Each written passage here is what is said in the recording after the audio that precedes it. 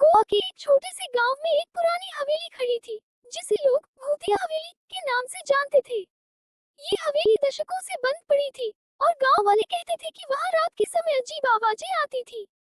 कुछ लोग तो ये भी कहते थे कि उन्होंने वहां छायाएं देखी थी जो अपने आप घूमती थी। एक दिन कुछ साहसी युवक और युवतियां इस हवेली को देखने का निर्णय लेते हैं। रात का समय था और हवेली के पास जाते ही एक अजीब सी सर्दी महसूस होने लगी। जैसे ही वे अंदर गए, सब कुछ अंधेरे से ढका हुआ था। अचानक एक पुरानी घड़ी की आवाज सुनाई दी, लेकिन घड़ी कहीं दिखाई नहीं दे रही थी।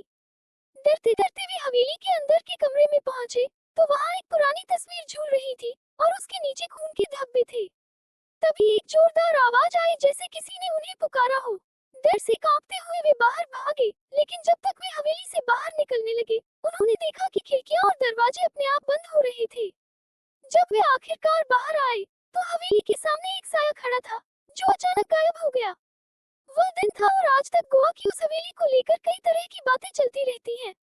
लोग अब भी उसे एक भूतिया जगह मानते हैं और कोई भी रात के समय वहां जाने की हिम्मत नहीं करता।